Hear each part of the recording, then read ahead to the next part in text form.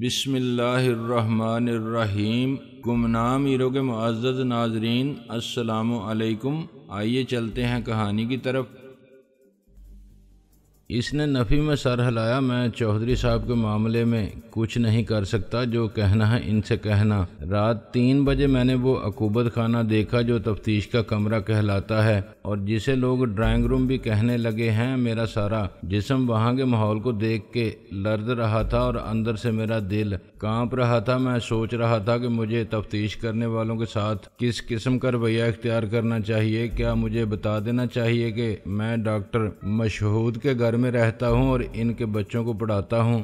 نہیں، اس سے پولیس متاثر نہیں ہوگی، الٹا ڈاکٹر مشہود کے گھر سے میرا آب و دانہ اٹھ جائے گا۔ وہ میری خاک مدد بھی نہیں کریں گے، الٹا اسے اپنی بدنامی کا کیس بنا لیں گے۔ مجھ پر خفا ہوں گے کہ ان کے منع کرنے کے باوجود میں نے ناصر کے چچا سے انتقام لینے کے خیال کو دل سے نہیں نکالا۔ شاید وہ میری ایک نہ مانے۔ تھانے دار چودھری بشیر کی مان لیں، جو ناصر کے چچا کا سالہ ہے۔ یقین کر لیں کہ میں واقعی وسیم کے گھر میں گھس کے اس کی بیوی سے زبردستی زیور اتروا رہا تھا۔ سارا محلہ جھوٹ تو نہیں بولتا اس چکر میں کہیں میرا وہ سرمایہ نہ ڈوب جائے جو ڈاکٹر صاحب کی تحویل میں ہے۔ پھر مجھے ایک اور خیال آیا۔ میں نے پولیس مین سے کہا، میں تم کو ایک ٹیلی فون نمبر لکھ کر دیتا ہوں۔ اس نے جیب سے بال پوائنٹ نکال کے مجھے دیا۔ جلدی کر، اپنے ساتھ مجھے بھی مروائے گا۔ میں نے فرش پر سے سگریٹ کا ایک خالی پیکٹ اٹھایا اور اسے پھاڑ کے ٹیلی فون نمبر لکھا۔ ابھی وہ پرزہ میرے ہاتھ میں ہی تھا کہ 3 افراد اندر آ گئے۔ ان میں سے ایک وہ تھا جس نے مجھے پکڑا تھا۔ اس کے ہاتھ میں پٹی بندھی ہوئی تھی۔ اس نے اپنے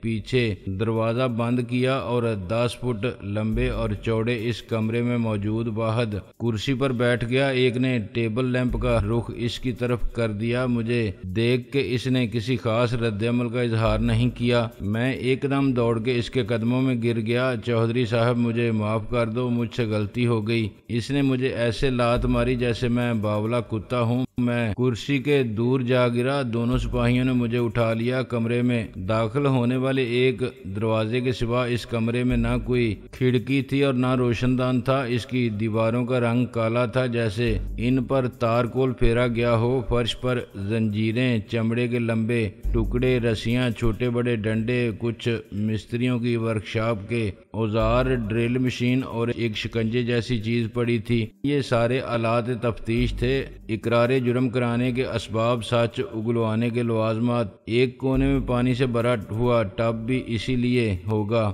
سپاہیوں نے میری چیخو پکار، دہائی اور فریاد کو نظر انداز کرتے ہوئے مجھے کمرے کے وسط میں لگی ہوئی میز پر الٹا پٹک کے میرے کپڑے اتار دیے۔ یہ شاید 2 فٹ چوڑی، 5 فٹ لمبی اور 3 فٹ اونچی تھی۔ میرا سر اور میرے پاؤں اس میز کی لمبائی سے باہر تھے۔ انہوں نے میرے دونوں ہاتھوں کو میز کے نیچے ملا کے مضبوطی سے باندھ دیا۔ میں چیخ رہا تھا اور جو کچھ ہونے والا تھا اس کے خیال سے میرا پیشاب خطا ہو چکا تھا، مگر کام کرنے والے اپنا کام کر رہے تھے، یکسوئی کے ساتھ کر رہے تھے۔ میرے پیروں کو ملا کے باندھنے کے بعد پھر کھول دیا گیا۔ تھانے دار نے کہا تھا کہ انہیں الگ کرو۔ ہر پیر کو میز کی ایک ٹانگ کے ساتھ اس طرح باندھا گیا کہ میں صرف اپنا درمیانہ دھڑ تھوڑا بہت اوپر نیچے کر سکتا تھا۔ میز کے پائے فرش میں نصب تھے، میرے ہلنے سے میز نہیں ہل سکتی تھی۔ میرا سر میز سے آگے نیچے جھکا ہوا تھا۔ میرے منہ میں کپڑا ٹھونسنے کے بعد کسی سے کچھ پوچھے بغیر پولیس والوں نے تفتیش کا آغاز کر دیا۔ ان میں سے ایک کے ہاتھ میں چمڑے کا 1.5-2 فٹ لمبا ٹکڑا تھا، جس کی چوڑائی انسانی ہاتھ کے برابر ہی ہوگی۔ جب اس کی پہلی ضرب میری کمر کے زیریں حصے پر لگی تو مجھے اپنے جلد میں آگ کی جلن سی محسوس ہوئی اور درد کی شدت سے میرا پورا وجود کرب میں مبتلا ہو گیا۔ دوسرے قانون کے رکھوالے نے گھٹنوں سے نیچے ٹخنوں اور تلووں تک کے حصے کو مشق ستم کے لیے پسند کیا تھا اور اس کے ہاتھ میں ڈنڈا تھا جس سے وہ مسلسل چوٹیں لگا رہا تھا۔ یہ مہارت اور تجربے کا کام تھا۔ میرے کان چمڑے کے ٹکڑے کی بھیانک آواز سن رہے تھے۔ ہر بار جب وار میری کھال پر ہوتا تو میرا درمیانہ دھڑ تڑپ کے اوپر ہوتا تھا، میرا سر ایک جھٹکا لیتا تھا مگر چیخ میرے حلق میں گھٹ کر رہ جاتی تھی۔ درد میرے جسم میں بڑھتا جا رہا تھا اور ناقابل برداشت ہونے لگا تھا۔ پولیس کی اصطلاح میں یہ لیترول یا چترول کا عمل تھا اور وہ عذرائے تفنن چمڑے کے اس 1.5 فٹ ٹکڑے کو 13 نمبر کا چھتر کہتے تھے۔ یہ تفتیش کا ابتدائی مرحلہ تھا۔ تشدد کی سائنس کے نصاب کا پہلا سبق ہر ملزم کو اس کی سماجی حیثیت اور حسب نسب، صحت یا عمر کا لحاظ کیے بغیر سب سے پہلے یہ احساس دلایا جاتا ہے کہ وہ صرف ملزم ہے۔ وہ اپنی عزت نفس اور اپنے اعتماد سے تو اسی وقت محروم ہو جاتا ہے جب اسے اپنے جیسے انسانوں کے درمیان جانور کی طرح ننگا کر دیا جاتا ہے۔ انصاف کے عمل، رشتوں اور سہاروں پر اس کا یقین تھانے کے ڈرائنگ روم میں دم توڑ دیتا ہے۔ اس کی قوت ارادی اور مزاحمت دوران تفتیش اس کا ساتھ چھوڑ جاتی ہے۔ مجھ سے کسی نے بھی نہیں پوچھا تھا کہ میں کون ہوں اور میں نے کیا جرم کیا ہے۔ جرم کیا ہے تو کیوں؟ ایک مشینی تسلسل کے ساتھ وہ میرے جسم پر ہر جگہ وار کر رہے تھے اور میں کرب کے جھٹکوں سے زلزلے کی کیفیت میں تھا۔ آہستہ آہستہ جسمانی اذیت کے احساس کا عفریت اپنے پنجے میرے وجود کی گہرائی میں اتارنے لگا تھا اور ایسا لگتا تھا کہ میرا جسم درد سے اسی طرح پھٹ جائے گا جیسے زیادہ حباب بھر جانے سے غبارہ پھٹ جاتا ہے۔ تکلیف کے آنسو، گھٹی ہوئی چیخوں کا شور اور اذیت کی تڑپ کا خودکار عمل رفتہ رفتہ سست پڑنے لگا اور مجھ پر بے حسی طاری ہونے لگی۔ یہ احساس کچھ دیر رہا کہ یہ میرے بدن ہے جس پر آزاد اور طاقتور انسانی ہاتھ ابھی تک ظلم کی ساری توانائی صرف کر رہے ہیں۔ پھر یہ احساس بھی نہ رہا۔ اپنی موت کا یقین مجھے مرنے سے پہلے ہی آ گیا تھا، لیکن میں اسی حوالات کے فرش پر دوبارہ ہوش کی دنیا میں لوٹ آیا۔ وقت ایک بے معنی لفظ ہو گیا تھا۔ میں نہیں جانتا تھا کہ میں نے کتنی دیر تشدد برداشت کیا تھا اور وہ چند اذیت ناک منٹ تھے یا گھنٹے۔ اس کے بعد میں کتنی دیر ایک مردار جانور کی طرح یہاں پڑا رہا تھا، یہ سب جاننے کی مجھے ضرورت بھی نہیں تھی۔ میں نے نزا کے کرب میں آنکھیں کھول کے روشنی دیکھی۔ میرا بدن درد کے شکنجے میں کسا ہوا تھا اور انگاروں میں جھلس رہا تھا۔ اچانک مجھ پر ٹھنڈک سی برسی، پھر یہ ٹھنڈک میرے اندر بھرنے لگی۔ اس کے ساتھ ہی میرے حواس بیدار ہونے لگے۔ میں آوازیں بھی سننے لگا۔ کسی نے کہا، پی لے پانی، طبیعت ٹھیک ہو جائے گی۔ میں نے پانی کا ایک اور گھونٹ حلق سے اتار کے دیکھا۔ کسی نے مجھے سہارا دے رکھا تھا۔ کیا ہوا ہے اسے؟ یہ ضرور کوئی صحافی تھا۔ بیمار ہے جی، ہمیں تو وقت ڈال دیا ہے اس نے، اب اس کے لیے ڈاکٹر کہاں سے لائیں؟ کیا جرم ہے اس کا؟ چور ہے جی، کل زنانی کا زیور چھین رہا تھا۔ حرامی محلے کے بندے آگے ورنہ اس کی عزت بھی لوٹ لیتا، کپڑے تو پھاڑ ہی دیے تھے۔ کیا اس نے بھی خودکشی کی واردات کرنے والے کو دیکھا تھا؟ وہ نہیں سر جی، یہ تو بعد میں آیا تھا، باقی سارے بندے گواہ ہیں۔ کسی اور نے کہا، آئیں جناب عالی، کچھ چائے پانی نوش فرمائیں، ایس ایچ او صاحب یاد فرما رہے ہیں۔ میں نے پوری آنکھیں کھول کے دیکھا۔ وہ اخباری نمائندے تھے جو سلاخوں کے ساتھ اکڑی ہوئی لاش کو غور سے دیکھ رہے تھے۔ ان میں 3 مرد تھے اور 1 عورت تھی۔ یہ سب جھوٹ ہے، یہ تشدد سے ہلاک ہوا ہے۔ کوئی بولا، ہاں دیکھو نا، ہزار بند، خود مرنے والا ایسے باندھتا تو کیا ایسے ہی رہتا؟ گردن پر کوئی اور نشان نہیں، جیسے پھندا لگا کے آرام سے مر گیا۔ نشان دیکھنے ہیں تو ٹانگوں پر دیکھو کیسے ہیں۔ یہ نشانات تشدد کی بھی کوئی انتہا ہوتی ہے؟ آخر کب تک چلے گی یہ لغب کہانی؟ اتنا بےہودہ جھوٹ ہے جس کو یہ سچ ثابت کرنا چاہتے ہیں۔ صحافیوں کو بھی گدھا سمجھتے ہیں یہ لوگ۔ مختلف تبصرے ہوتے رہے اور سمجھتے رہیں گے۔ ہم کچھ بھی کہیں، کچھ بھی لکھیں، ان کا کچھ نہیں بگاڑ سکتے۔ ایسے قتل ہوتے رہیں گے۔ یہ آواز عورت کی تھی اور مجھے جانی پہچانی لگی۔ میں نے اسے غور سے دیکھا اور چلایا، آپا جی! باہر کھڑے سنتری نے مجھے ڈانٹا، چپ کر کے بیٹھ آپا جی دے پتر۔ مگر میری آواز نے عورت کو متوجہ کر لیا تھا۔ کیا بات ہے؟ میں نے اٹھنے کی کوشش کی۔ آپا جی، خدا کے لیے مجھے بچاؤ، آپ نے پہچانا نہیں مجھے؟ تم کون ہو؟ اس نے کہا۔ آپا جی، میں آپ کے دفتر آیا تھا اخبار کی کاپی لینے۔ ہاں ہاں، وہ بولی، مگر تم، یہ کیا حالت ہو رہی ہے تمہاری؟ میں چیخ چیخ کے رونے لگا۔ انہوں نے بہت مارا ہے جی، یہ کہتے ہیں تم نے کسی کے گھر میں گھس کے زبردستی ایک عورت کا زیور اتارنے کی کوشش کی تھی۔ وہ بولی یہ جھوٹ ہے، یہ جھوٹ ہے آپا جی، آپ میری بات سن لو جی، آپ کو سچے رب کا واسطہ۔ میں داڑے مار مار کے رونے لگا۔ ایک سب انسپیکٹر مسکرانے لگا۔ سب ایسا ہی کہتے ہیں جناب، آپ معلوم کر لیں، یہ سچا ہے تو 100 گواہ جھوٹے ہیں۔ دن دہاڑے پکڑا ہے اسے، محلے کے لوگوں نے 50,000 روپے دینے کی بات کر رہا تھا، ہمیں پکا چور ہے۔ میں نے پھر کہا قسم خدا رسول کی، آپ بس 5 منٹ میری بات سن لو ورنہ یہ لوگ مار ڈالیں گے مجھے۔ اچھا سن لیں گے، تیری بھی کیا ہوگا اس سے؟ ایک اینک والے نے تلخی سے کہا، ہاں تمہارے سچ کے سکے کو بھلا کون کھوٹا کہہ سکتا ہے؟ کل اگر یہ بھی خودکشی کر لے گا تو کیا ہوگا؟ ہم خبریں چھاپ کے جوک ماریں گے، تمہارا اپنا انکوائری افسر مقرر ہو جائے گا، وہی SDM جس کے چارج پر یہ تھانہ ہے، کیا وہ تمہارے خلاف رپورٹ دے سکتا ہے؟ دوسرے اینک پوش نے کہا، کہنے کو وہ انچارج ہے مگر یہ اس کو بھی ڈک سکتے ہیں، اب دیکھ لینا پوسٹ مارٹم بھی وہی کہے گی جو یہ فرما رہے ہیں، پولیس سرجن ان کا اپنا، اسی لیے تو عدلیہ کو انتظامیہ سے الگ نہیں ہونے دیتے۔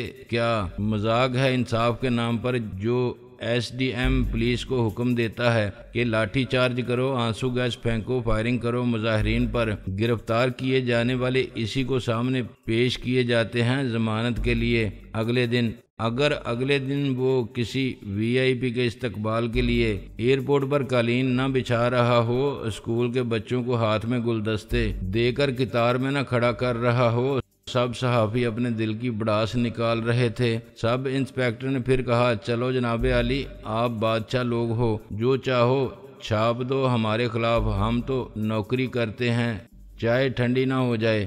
بندہ ٹھنڈا کر کے بات کرتے ہو، چائے ٹھنڈی ہونے کی۔ عورت نے برہمی سے کہا، لعنت تمہاری چائے پر۔ میں پھر چلایا، آپا جی مجھے تو بچا لو، آپ نے کہا تھا تم اپنی عمر سے زیادہ ذہین ہو، یہ تو ہے، اس عمر میں جو کام دکھایا ہے تو نے۔ سب انسپیکٹر بولا۔ عورت نے مایوسی سے کہا، دیکھو میں تمہاری کیا مدد کروں، اتنے لوگ ایک ہی بات کہہ رہے ہیں، ہاں تمہارے گھر والے ہیں یا کوئی وکیل ہے تو مجھے بتا دو، کوئی پیغام ہے؟ میں نے کہا، آپا جی آپ شادو کو فون کر دو، اس کا نمبر لکھ لو، اسے بتا دو کہ ناصر کہاں ہے مگر وہ شام کو ملے گی، 7 بجے فون کرنا۔ اس نے ایک نوٹ پیڈ پر نمبر لکھا، ٹھیک ہے میں بتا دوں گی۔ میں نے کہا، اور جی ان سے کہو رحم کریں مجھ پر، وہ مجھے نہ ماریں۔ اس نے بادل نخواستہ سر ہلایا جیسے وہ مجھے بتانا چاہتی تھی کہ میرے کہنے سے کچھ بھی نہیں ہوگا، یہ نظام جس کی خرابی کی جڑیں صدیوں کی گہرائی تک پھیلی ہوئی ہیں، انگریزی کے دور غلامی سے آزادی کی نصف صدی تک، اس کو بھلا میں کیسے بدل سکتی ہوں؟ اس کے چلے جانے کے چند منٹ بعد 2 موت کے فرشتے نمودار ہوئے۔ ان میں سے ایک نے مجھے ٹانگ پکڑ کے گھسیٹا، شکایت کرتا ہے اخبار والوں سے، وہ تیری ماں کے یار تجھے کیسے بچاتے ہیں ہم سے۔ میرا سر فرش سے ٹکراتا گیا، وہ مجھے کھینچ کے باہر لے گئے، پھر مجھے سر کے بالوں سے پکڑ کے اٹھایا گیا مگر میں کھڑا نہ رہ سکا۔ وہ پھر مجھے اسی قتل گاہ کی طرف لے جا رہے تھے جہاں بڑے بڑے کاج کلا اپنا سر نمرود کی خدائی کو تسلیم کرنے کے لیے جھکا دیتے ہیں۔ ایک سب انسپیکٹر نے کہا، اوے ذرا خیال سے، وہ ادھر ہی ہیں ابھی، اب فکر ہی مت کرو سر جی، بندے کا پتہ ہی نہیں چل سکتا کہ کدھر گیا، آپ بول دیں کہ ڈاکٹر کے پاس لے گئے ہیں۔ دروازہ ایک بار پھر میرے پیچھے بند ہو گیا اور کالی دیواروں والے کمرے کا سفاگ اندھیرا مجھے نگلنے لگا۔ ایک اندھے بلب کی روشنی میں مجھے وہی میز نظر آئی جو مردے کو غسل دینے والے تختے کی طرح پر اسیب محسوس ہوتی تھی۔ شاید اس بار میز پر سے میری لاش اٹھائی جائے گی، میں نے اپنے آپ سے کہا۔ بڑا اونچا اڑنے لگا تھا اخبار والوں کے سامنے، ابھی تجھے غبارہ بناتے ہیں۔ دوسرے نے مجھے میز کے ساتھ باندھنے کا عمل شروع کیا، میرے کپڑے پھر اتار دیے گئے تھے۔ پہلے ایک انجیکشن لگا دیں، طاقت کا کیا خیال ہے؟ وہ مر جائے گا حرامی، پہلے ایک مصیبت سے نمٹ لیں، دوسری کچھ عرصے بعد کسی اور تھانے میں ہونی چاہیے۔ دوسرا کانسٹیبل بولا، او مجھے پمپ دے۔ اس نے اخبار والوں کے سامنے بکواس نہ کی ہوتی تو اور بات تھی، پہلے والے نے سائیکل کی ٹیوب میں ہوا بھرنے والا پمپ اٹھایا اور پھر بولا منہ بند نہیں کیا تو ہوا نکل جائے گی۔ انہوں نے میرے منہ کو ایئر ٹائٹ کر دیا۔ پھر ایک سپاہی نے مجھ میں یوں ہوا بھرنی شروع کی جیسے میں واقعی خالی ٹیوب ہوں۔ اس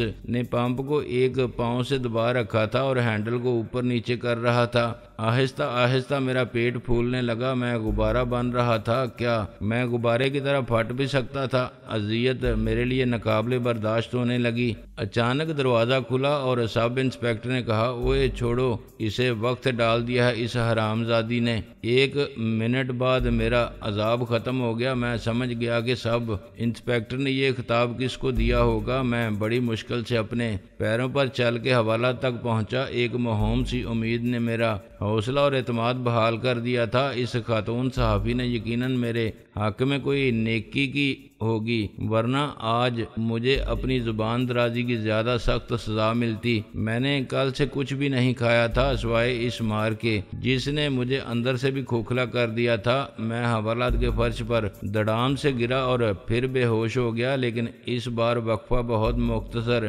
رہا۔ شاید اس کا سبب تسکین اور طمانینت کا یہ احساس تھا کہ میں اب لاوارث اور لاپتہ نہیں۔ پولیس مجھے مار کے میری لاش دریا میں نہیں بہا سکتی اور کسی پاٹے خان کا سالہ اتنی آسانی سے مجھے غائب نہیں کر سکتا۔ حوالات میں ایک قیدی کی ہلاکت میرے حق میں باعث رحمت ہوئی تھی، اس کی وجہ سے اخبار والے آئے تھے۔ انہیں پولیس کے خلاف ایسی سنسنی خیز سرخی بہت کم ملتی تھی۔ مرنے والے کی وجہ سے میں نے اپنی اس تھانے میں موجودگی کی خبر شادوں تک پہنچانے میں کامیاب ہوا تھا۔ وقتی طور پر تھانے والے بھی محتاط تھے اور دوسرے تفتیشی قتل کا خطرہ مول نہیں لے سکتے تھے۔ ایسی خبروں کے رد عمل سے نہ کوئی قتل کے الزام میں پکڑا جاتا تھا اور نہ نوکری سے برطرف ہوتا تھا۔ زیادہ سے زیادہ یہ ہوتا تھا کہ تھانے کے انچارج کا تبادلہ، نیچے والوں کی لائن حاضری اور بہت شور شرابہ ہوا تو عارضی طور پر معطلی۔ اگر میرے حوالات میں وارد ہونے سے پہلے ہی ایک موت نہ ہوتی تو آج اخبار والے میری خودکشی کی خبر بنانے کے لیے آتے۔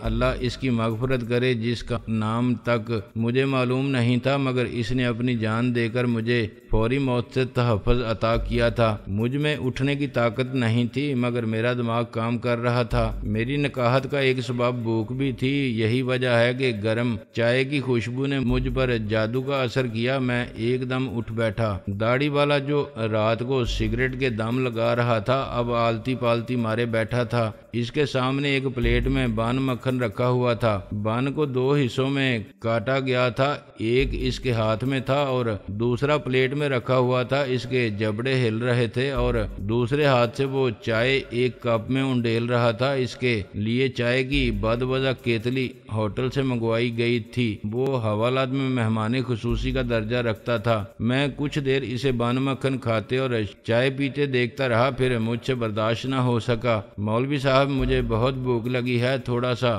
اس کے جبڑے رک گئے اور اس کی آنکھوں میں جیسے خون اتر آیا۔ اس نے مجھے مولوی صاحب کہنے پر ایک ناقابل اشاعت گالی دی، مگر میری صورت دیکھ کے شاید وہ سمجھ گیا کہ میں قابل رحم اور قابل معافی ہوں۔ اس نے آدھا بن مکھن اور چائے کا کپ میرے سامنے رکھ دیا۔ میں نے 2 منٹ میں سب صاف کر دیا اور ان قیدیوں کی طرف بالکل نہیں دیکھا جو میری قسمت پر رش کر رہے تھے۔ بھوک ان کی نظروں سے بھی عیاں تھی مگر وہ خاموش التجا کی حد سے آگے جانے کا حوصلہ نہیں رکھتے تھے۔ جینے کے لیے سب کچھ کرنا پڑتا ہے، شرم اور غیرت کو بالائے طاق رکھنا پڑتا ہے، مانگے سے نہ ملے تو چھیننا پڑتا ہے۔ داڑھی والے نے سنتری سے کہا اوئے میرے لیے دوسرا ناشتہ لا کے دے، ایسے شکل کیا دیکھتا ہے میری، جا کے بول ڈیوٹی افسر کو۔ سنتری نے سر ہلایا اور غائب ہو گیا۔ میں نے کہا تھینک یو سر، آپ بڑے نیک دل ہیں۔ اس نے مجھے حیرانی سے دیکھا، پھر ہلکی سی مسکراہٹ اس کی مونچھوں اور داڑھی کے جنگل میں یوں نظر آنے لگی جیسے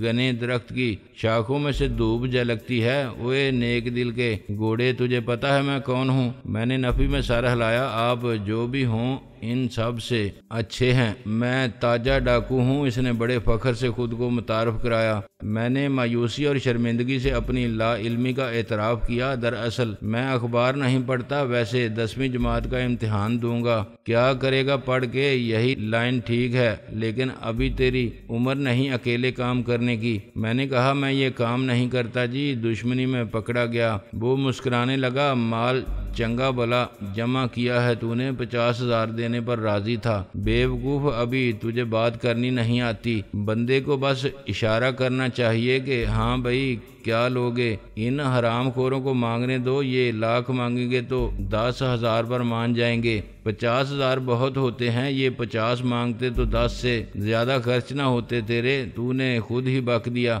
مجھے اندازہ ہو گیا تھا کہ نا تجربہ کاری کے باعث 50,000 میں مکمکا کی پیشکش میری حماقت تھی۔ کانسٹیبل نے تو مجھ پر یقین ہی نہیں کیا تھا اور سب انسپیکٹر نے صحافیوں کے سامنے میری بات کو سند بنا کے پیش کر دیا تھا کہ اتنی رقم کی رشوت دینے والا میری عمر کا لڑکا صرف چور ڈاکو ہی ہو سکتا ہے۔